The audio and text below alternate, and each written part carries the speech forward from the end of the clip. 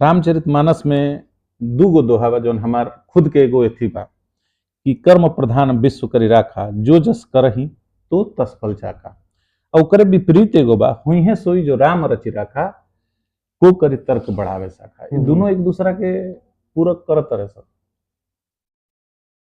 पहले तो दोनों दोहा ना हा चौपाई चौपाई चौपाई हाँ दोनों चौपाई के अर्थ समझी पहले। हाँ। भगवान इस संसार के कर्म प्रधान बना के रखले बनी जी। आपके कर्म करही के पड़ी जी। बिना कर्म के केहू आदमी कबो निखे रही सकत। वो कोना न कोना रूप में कर्म करिए रहल बा। हम बैठल बनी इहो कर्म है, चुप बनी इहो कर्म है, सुतल बनी इहो कर्म है। तो वो चौपाई कहती है कि कर्म प्रधान विश्व करी राखा।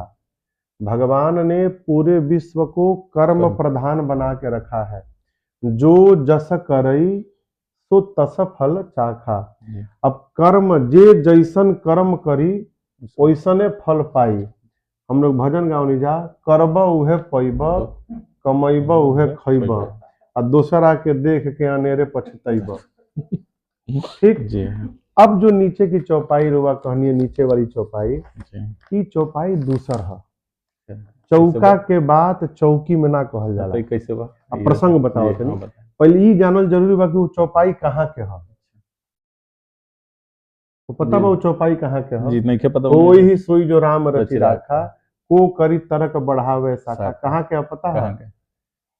भगवान शंकर सती मैया के साथ राम कथा सुने गईनी अगस्त ऋषि के आश्रम में। कथा भई अगस्त मुनि कथा सुनेनी भगवान शंकर के सती मैया के। सती मैया जानते नहीं कि जी सती मैया पार्वती जी के पिछला जन्म। सती मैया खाली बैठल रहली लगवा, सुनली ना कुछ। कथा खाली शंकर जी सुननी। त्रेता युग के समय रहे। सुन के जब वापस कैलाश जात रहे सब शंकर जी और सती मैया, तो त्रेता युग रहे राम जी अवतार लेके नीचे लीला करत रहनी और सीता मैया के हरण के बाद राम जी रोवत रहनी ढूंढत ढूंढत। शंकर भगवान देखनी तो वहां के जानते नहीं कथा सुनले बनी कि सीता जी के हरण भय रहता राम जी रोले रहनी। वहां के जय जयकार कहनी जय सच्चिदानंद भगवान आपकी जय हो। सती मैया कथा सुन ली ना। अब उनके लागे लागल कि भगवान है कहीं भगवानो रोवे नहीं का अपनी मेहरारू खातिर। यहाँ के तो रोवता नहीं ना ना ना भगवान ना है। अब सती जी के भ्रम हो गई कि भगवान ना है। शंकर जी लगे समझावे कि मान जा इहे के भगवान है हमारी इष्ट है। इहे के कथा अगस्त मुनि हमने के सुनैनी है। इहे के भक्ति हम दक्षिणा के रूप में दिहनी है। एक बार ना कई प्रकार से शंकर जी समझेनी। सती जी समझे के तैयार ना। तब भगवान शंकर समझ गए नहीं कि हमरो कहाला से इनकरा बतिया बुझात नहीं खे।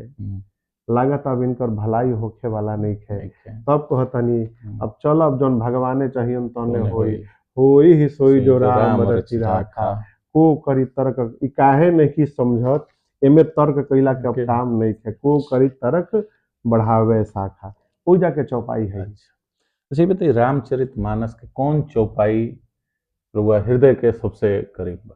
बहुत चौपाई बारे सन। हम तो प्राय सभी चौपाई अमृत बा, लेकिन दो चौपाई हम प्राय नित्य गावे नहीं हमेशा। सीता राम चरण रति मोरे अनुदिन बढ़ऊ अनुग्रह तोरे।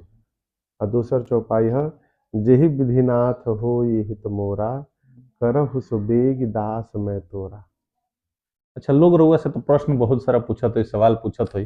अब तक लेके कोनो अनोखा प्रश्न जो रउआ लागल हो कि बड़ा विचित्र सवाल पूछ लिया लोग? अभी ना वर्तमान समय में तो ना, जब कथा के यात्रा के प्रारंभिक दौर रहे शुरुआत में तो विशेष करके अपना बिहार में ही जब हम कथा करें आई पूर्वांचल में तो लोग एगो प्रश्न बहुत करे। हम जानते नहीं कि वो लोग हमरा के जाने खातिर प्रश्न करता कि महाराज जी के कितना मालूम बा। तो प्रश्न क्या करे महाराज जी सुदामा जी के बाबूजी के क्या नाम? ये प्रश्न माने हमसे सरकार सैकड़ों बार पूछल गए हुई कि सुदामा जी के बाबूजी के का नाम। अंत में तो हमरा एक बार बोले के पड़ गई कि भाई राम कथा में सुदामा जी कहाँ से आ गई। आ नामे मालूम हो जाए तो का हो जाई। अच्छा सुदामा जी ले मतलब रखल जाओ बाबूजी से का ले का जाए ले बाबा। रहे हो? अच्छा, राउर दिनचर्या मान लीजिए वो तो सुबह से शाम तक बिजी शेड्यूल है, एगो अलग दुनिया अब राउर स्थापित हो चुकी बता दिनचर्या का बा राउर ओकरा खातिर तो रहे के पड़ी। राखब तो सानिध्य अगर मिल जाए तो रह जाइल जी, लेकिन ऐसे जनता सुबह जान ले। उठला के बाद ठाकुर जी के सेवा बा, जी अपन सेवा के बाद जलपान बा, जी फिर कुछ लोग आप लोग जैसे ना जाई जी मिली, हाँ, उसके बाद से फिर अपन दिनचर्या स्वाध्याय बा, फिर भोजन बा, विश्राम बा, फिर सायंकाल में कथा बा, आधी घंटा ठाकुर जी के भोग लगा के विश्राम करावल बा, ये दिनचर्या बा। अच्छा जैसे वो हमने के बतैनी है हम व्यापार बिजनेस करत अपने बिजनेस छोड़ के फिर हमें में आईनी ए सफर में, तो इस सफर में नहीं तो कबो आलोचना भी फैल कर और ना अभी ले मने आज का सामना नहीं कर भइल हमरे सामने नहीं खे भइल। सामने नहीं। अच्छा नया पीढ़ी जोन होतिया आवतिया हमनी के सोचा हमारा सोचा चाहे रउआ सोझा बावल जा रहल बिया, ओकरा खातिर ऐसन कोनो संदेश जौना से ओकर जिंदगी में नया बदलाव नया सुधार। वर्तमान समय में जो हमरा दिखाई पड़ता, लोग जल्दी में बहुत बा, जी एकदम बहुत जल्दी में बा।